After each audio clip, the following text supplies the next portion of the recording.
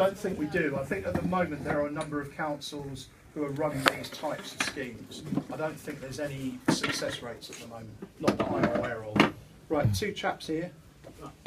Very, very quickly, basic thing, I'm wrong place to say this, but I want clarification on what you say, that not a brick has been laid yet, on the basis they've had fast track planning, they've bought loads of land with our money, and I've done a quick count, there's 15 schemes here that should have been started on the estimates by now. Have any schemes been started? Because if they have, it's wrong to say not a brick has been laid. Have any of these schemes been started? There are lots of hoardings up around the borough. There are probably some holes being dug, I would imagine, and some boreholes around the borough, but I do not believe, but I may be wrong, I do not believe a single brick has actually been laid. But some of these schemes have started. They've started on site putting hoardings up. Yeah, no, but they're digging holes and foundations. No. They're literally, there's some boreholes going in, survey sort of stuff going on. I just wanted to check, because I don't believe anything that's written down. Cynical. Phil, you should know me better than that. I know, but I'm cynical. Okay, behind you. How was the cost of the land assessed and agreed? How accurate was that? I'd be honest, I don't know, because we're not told these things, but I assume there was an assessment. It's supposed to be being done by the independent borough valuer, but they haven't given us any details. We've asked for information, they won't tell us. They're not a brother of Paul Scott, are they? Yeah. Or possibly, maybe. The other interesting thing about brick by brick is, as well as the fact that as far as we know it hasn't laid brick, it's won lots of prizes. Isn't that amazing? Yeah, they're supposed to be going to Cannes in a couple of months, aren't they? Next week, I think. Yeah, next next week week. they're going to spend some more of our money. And I think that's the other thing is, when we talk about the council being at risk, it's not the council, it's us. Yeah, Council taxpayers. Yes. This is something I wanted to say about this young lady, Alison Butler. There's a chap behind you just one, then we'll come back to you. Right, okay. You've said the council have borrowed £9 million already. 10 million. Well, yeah, but most of that has been spent on buying up, or all of it's been spent on buying up council land. That's our understanding. I Okay. couldn't say all of it. So, where's the money coming from to actually do the building? Is it being provided by the council through another loan, or are these developers funding it? We don't know. We don't know is the honest answer. I would assume some of the money that's been drawn down is being used to actually do some of the development. So some will have been used to buy land, and then some money I assume is being used to actually pay to buy bricks and employ builders. So the £9 million is not all been spent on buying land. Quite a lot of But it you has don't been spent on consultants and things, because obviously they've got a lot of architects' drawings, they've had PR consultants, they've got all sorts of people who are actually providing the paper output of the business at the moment, so that will all be included in that money. What about the accounts, don't they say? No, not that They're I too can see. old. They're 2016 anyway, the accounts. So you had another I question. noticed there was a managing director, but Alison Butler, she's classed as a cabinet member. Yeah. But surely the company should have a chairperson. Shouldn't she be a chairperson rather than just a cabinet member? It seems to be the setup is that they have a managing director, chief executive officer, and Well, CEO in one. So the CEO should really address the people of Croydon, as you say, the people, not just the councillors, but the people of Croydon at a general meeting to explain to the shareholders as such what's happening.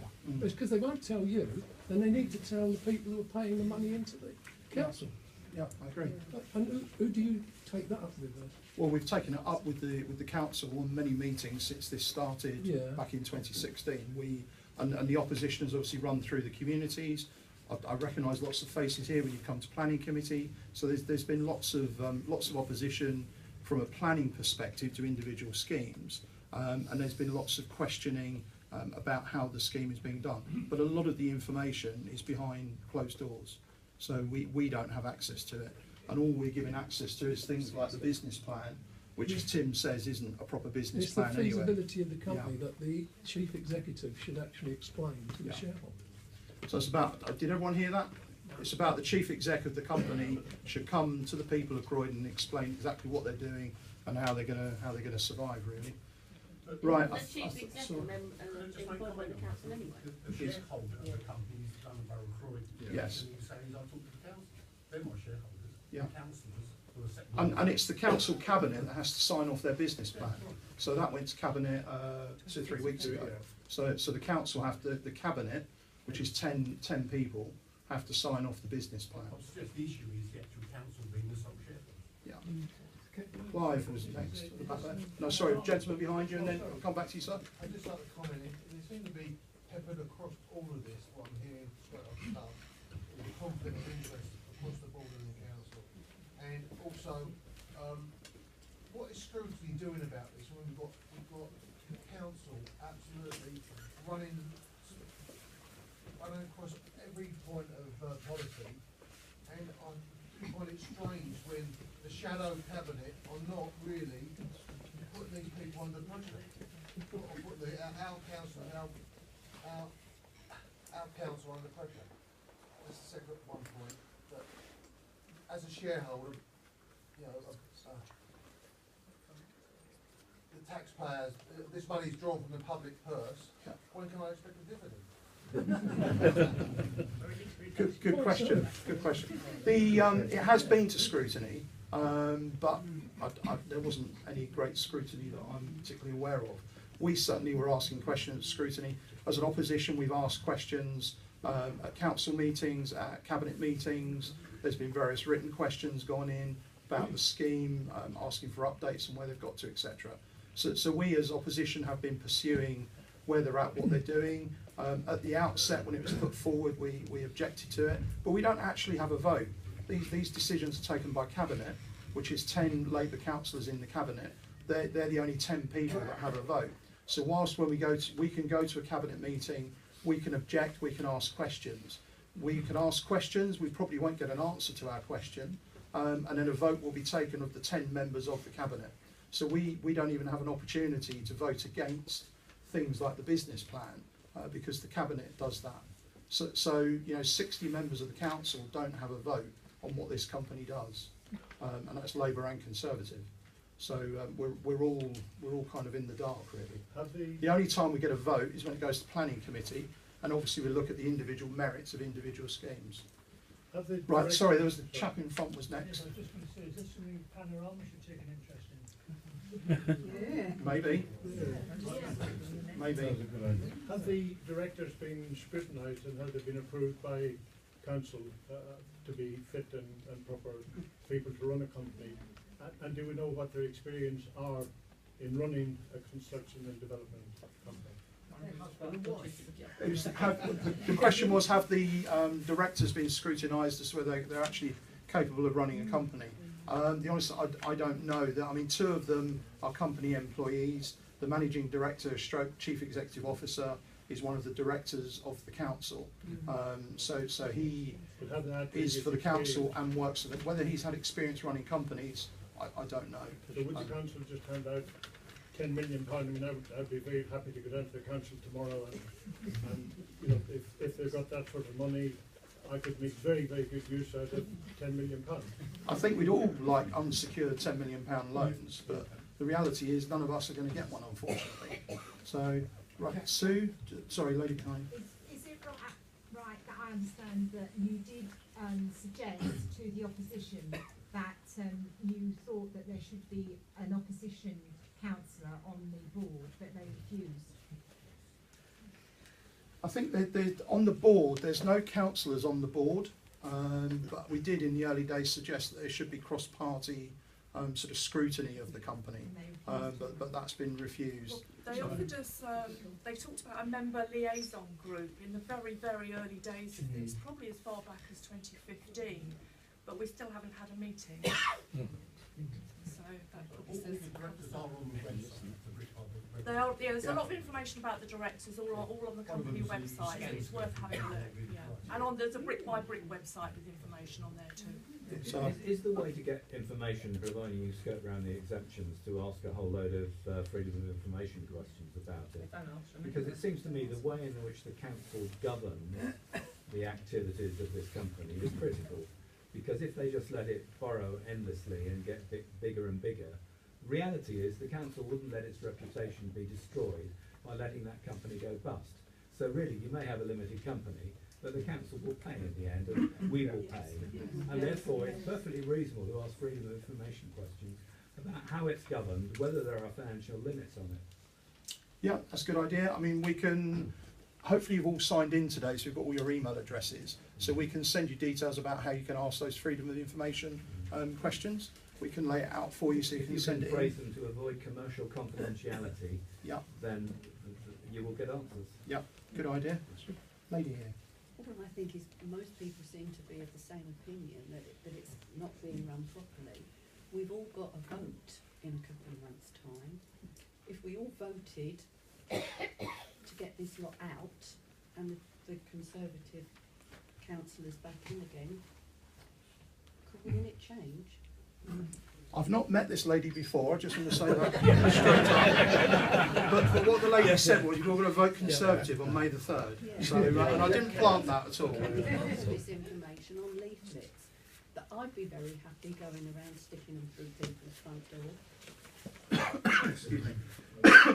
I think we put lots of information on leaflets, and certainly different areas have delivered in. Okay, which area are you affected by? Shirley. Okay, so there have been lots of leaflets going out, and I think we've had a Labour one, but we've had no Tory one. Okay, so I think there will be a leaflet about Brick by Brick that will be going out in all those affected areas of Brick by Brick, and what we do differently going forward is something we'd like to discuss. And the idea of this meeting was and is to hear your views and what you think should be done differently, how it could be done differently, and the acknowledgement there is a housing crisis, and therefore how do we actually deal with that without it impacting so heavily on existing communities, which is what's happening at the moment. Because at the moment it's ripping communities apart, and I'm sure lots of those communities are open to have some development, and there is space, and I think people are open for it. But what's happening on lots of the schemes is that the developments coming in is overdevelopment, so there's too much going in. So you're putting additional 100, 200 people into an area, and at the same time you're taking away the green space that was there for the existing residents, you're taking away the car parking that was there for existing residents. So you're taking away the facilities and putting more people in the pot. And it's just not going to work going down the line. And that's something that we've said all along on individual planning applications. And that's the real concern. Exactly what to do then. Is it too late to stop them on the phase 1 building now? I think the reality is, the question is it too late to stop them? I think the reality is if contracts have been signed and schemes are underway, probably it's too late. If there is estate will still be ruined. it's hard for me. It's crystal ball gazing, isn't it? And if we're in a different position on May the 4th, then that's when we can start to look at things. But it's if there's contractual arrangements in place, and that's something perhaps we can talk about. Yeah, I think what would happen if there was a change of control on May the 4th is that the first instruction that we would give the council is all work must stop immediately on Brick by Brick, and every single scheme must be reviewed. Because the fact is, we don't know where they are with most of these schemes. We ask and we don't get told. So we don't know whether they've exchanged contracts with builders. We don't know to what extent there are get-out clauses within those contracts. So it's impossible to say at the moment what you can stop and what you can't. And there are some schemes, I think it's fair to say, where the community around think, well, we're not that happy about it, but it's better than it might be, therefore we will accept it. So I suppose our position will be, everything will stop, every scheme will be reviewed, every scheme will get disclosure so that we know exactly where it is, and then we can start to act and say, right, this one is being dropped because it is not in the interest of the people who live all around it. This one can proceed with changes, this one might go ahead more or less as conceived. But I think we just want to be a lot more, we want to balance the needs of existing communities alongside the desire to build housing, because the fact, as Jason has said, is that as a borough we're going to have to provide more housing. There is no doubt about that, and frankly our children and grandchildren need those houses. But it's about balancing. It's about making sure that they don't ruin the quality of life of the people who already live here. Will you listen to the views of the people who live in these areas? Yes. Because quite frankly, Croydon Council have not listened to a word we've said. Not a word. Yes, I mean, we had a public meeting on a different subject a couple of weeks ago. One of the questions I asked that meeting was, hands up if you think the council listens. And one little girl, who I think actually needed to go to the small room, put her hand up. And nobody else in the room put their hand up. That is the problem we have at the moment. The council is not listening. But you know, in a sense, now is the time to make the council listen, because nothing focuses anybody's minds like the fact that there's an election coming up. So that will focus everyone's mind. Can I just point out as well that this overdevelopment and this destruction of communities and roads is being allowed by private developers by the council. I live in Sanderstead, and we have one planning application that's been agreed to on the same road. We've now got another planning application. I know that there's parasitic developers going up and down the road offering big money to buy sites. The site that's opposite me, there was a family of 4 living in that. It's now being redeveloped. There's going to be 6 2-bedroom flats and 2 3-bedroom flats. So that's 40 odd people on that one site where there used to be 4. Yes, well, I will just read you a little choice excerpt from yesterday's Evening Standard. There's a document doing the rounds at the moment that the council is consulting on called The Evolution of the Suburbs. Some people have said it should actually be renamed The Concretification of the Suburbs. It's about how we get more people into the suburbs, and it's a very frightening document. If you haven't read it, it's on the council's website. It's, for a planning document, actually relatively easy to read and understand. So download it and read it, because that is the council's current blueprint for the suburbs. There's a quote here from Heather Cheeseborough, who is the Director of Planning and Development at the council, and it's talking about the potential for knocking down detached family houses and putting blocks of flats in. And it says, where is this page? Where is it? There we are, right. We're lucky. We have a lot of large detached houses on large plots in the borough. When you assemble several of these plots, you get a better solution. And that is the plan. It's to take 4 or 5 detached houses, knock them all down, massively intensively. Yeah, I mean, in my objection, which I sent for this planning, and the letter I sent to Chris Phelps, I point out that it's fine building small 1-bedroom flats now, but what do these people aspire to in the future? We'll end up with a Soviet-era building where all your life you're going to live in a 1-bedroom flat. There's going to be nowhere in Croydon for people to actually have a family home. Well, you're exactly right. Right, we've got lots of people at the back. So, Tony? Brick to Brick is a private limited company, and it's limited as presumably for £100. So if it shut it down and went into liquidation, it hasn't cost the borough a penny because it's a private limited company. It's got assets. Well, it will cost the borough 10 million quid because they borrowed 10 million quid from the council that they won't pay back.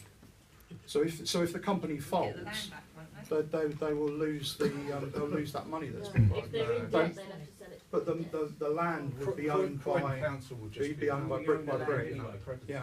At the end of the day, it's us who are the people that could lose out. Right at the very back. Yes. Yeah. You did mention about parking being taken away from us. Because where I live is on Shovlands Avenue, and we're already having problem parking. And even the bus is a bit of a condition, you know, when the bus is parking. There's a lot of time that there's no space for the bus to pass. And for our parking to be taken away from us, and what we're going to do, we're going to park. That's one of the big issues of all of these schemes, is that parking's taken away. More people are being introduced into the area who are going to have cars. So where are people going to park? They're going to find other areas to park. Places where people didn't park will suddenly become congested. It's a problem. It's creating problems for the future. And some of you that have been to planning committee will have heard me say that at planning committee, that this is creating problems for the future. And I don't know what those answers are, because we are creating them. The council is creating them now. But I won't get into shrublands because there's a scheme there at the moment and that'll be coming to committee quite soon. So the gentleman there. Yeah, just obviously I've been to several meetings and heard you speak a lot before, Jason, and I was very encouraged the last time to hear what Tim said about what, if you were elected, what you would actually do with brick by brick. But I just need to clarify the green space sort of grabbing issue. Is it possible that, so brick by brick could do a development on a green space rather than obviously green belt, and I'm fast learning the difference. But also the other thing is if you could explain that on some of the developments that brick by brick are doing, or possibly doing, there could be a slight abuse of the sort of building fabric of the building and things like that. I mean, I've heard stories of measurements being slightly iffy in terms of what was the plan and what actually gets built. Is that something that you could explain? The first point about green space is, yes, they are planning to build on green. Well, they're building on green space all over the Tollers, Sylvan Hill, all over the borough. They're building on existing green space and amenity space, Kingsdown Avenue, all over the place. And a green space that they're building or proposing to build on is in Edridge Road. Probably most of you know Ruskin House on the corner. There's that green space in Coombe Street. That green space is now a brick by brick proposed site. So that's a green space that's been there for as long as I can remember, that they're looking to build on. So yes, green spaces are under threat. They're under a threat on our council estates, and they're under threat just in the general localities. With regard to whether they're building something different to what they've had approval for, I've not heard that, but that would be an enforcement issue. So it would be a case of contacting the enforcement team and asking them to go to site and look at things. But I don't think we're at that stage yet, because I don't think anything's been built. So it'd be hard to judge.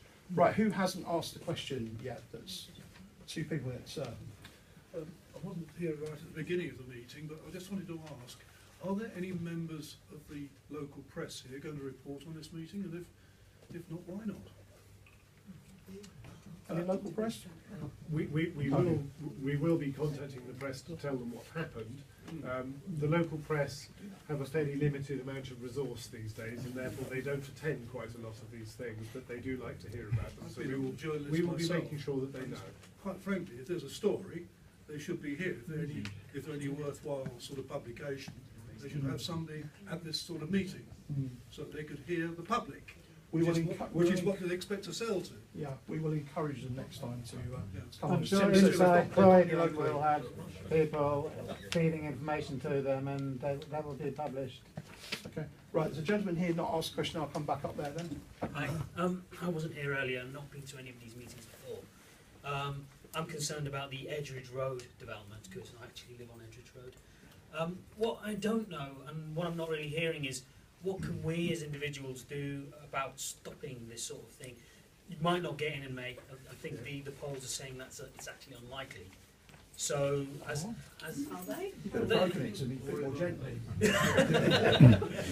Well, that's what I saw in favour anyway. But don't believe the polls. If it's just proposed, that can still be stopped, can't it? In some manner. Because you said proposed. If things are proposed, so at the moment we've got, and the sheet's gone round, there's umpteen schemes have been approved, and we have, I think there's probably about 20 schemes going through the planning process at the moment.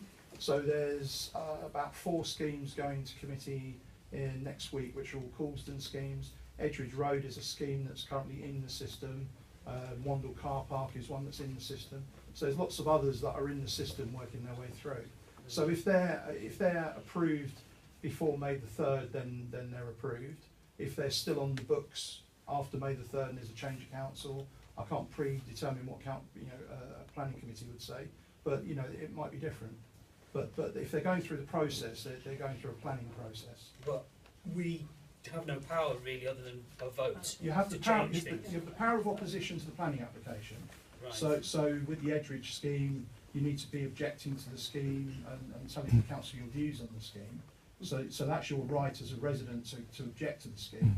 That will end up going to planning committee. Lots of people will tell you there's no, There's no point, you just stress yourself out. They laughed at us. Yeah. But that's the process, is to object to it. It just completely pointless. do it anyway, so They're it's no putting us There's through consultant. regardless, they are putting everything through. Very dismaying. They're not stopping any of them. So we told them not to, they were more on our side, so they actually sacked them off and got another lot in. So objectives. You'd have to find something on safety rather than writing and going to the planning meeting. You're right, safety. When it goes to Something planning, goes goes wrong to with planning safety, committee. there's- So, they can get- right, lady at the back's been very patient. Get sued for negligence.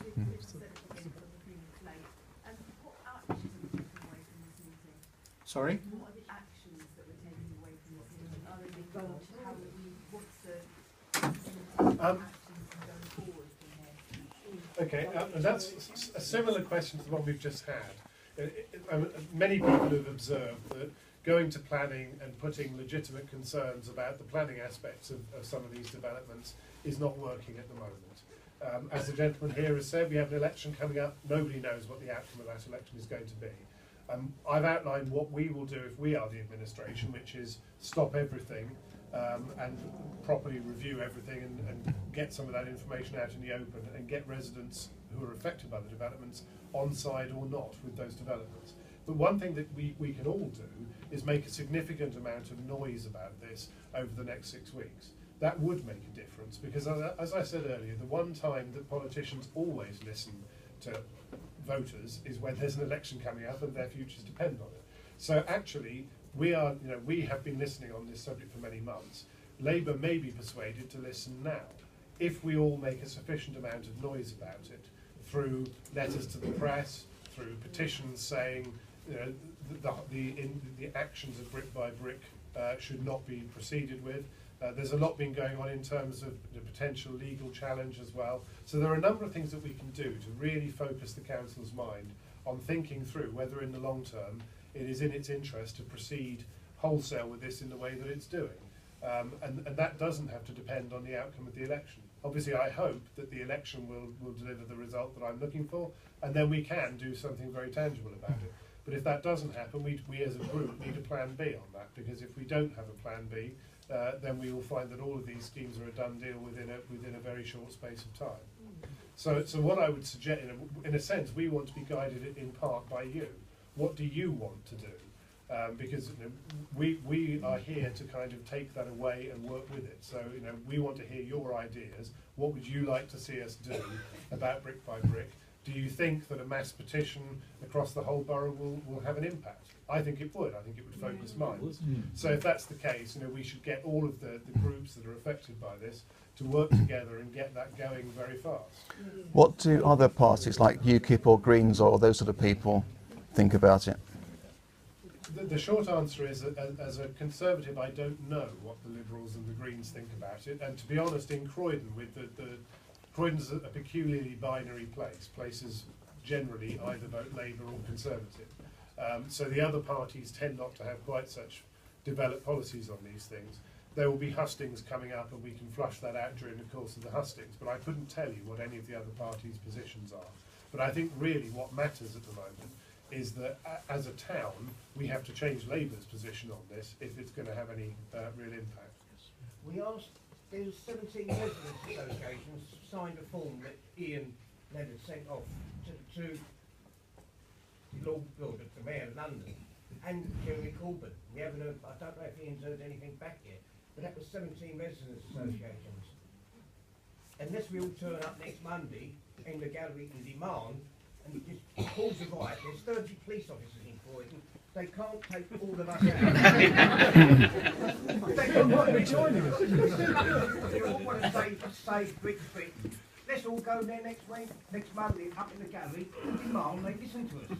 I think that's a very good idea. And there are a number of ways that you can do that. You can ask a public question at the council meeting, and if person after person after person from different areas around the borough are asking the same questions, that does have an impact. But as I said earlier, we've passed around some sheets for you to write the things you want us to ask the council, the cabinet member at that meeting. Our plan is to make that meeting very much about Brick by Brick, and really make sure that we are representing your views there very loudly. Do you have any more of these? Because we didn't get all the way across the road. Run out. Okay. We can organise a protest walk, because we've really been wanting to have a big process all through Croydon about brick by brick and the council's planning department. And that would get a lot more attention to people. Because the press would see that. The time to do that then is for that meeting. So council meeting a week on Monday. You know, if we had a mass turnout outside the town hall, again that focuses. Well, the meeting starts at 6:30, so the time to be sort of assembling a group of people outside is sort of 5:30, 5:45 or so. But again, if the people in this room want to take that away and put that to their members and supporters, the more people that are standing outside saying this is not acceptable, again that puts a huge amount of pressure on the council to have another think. And the other thing to remember is, of course, this is a rolling programme. This is only phase 1 and phase 2. Our council officers are out and about now.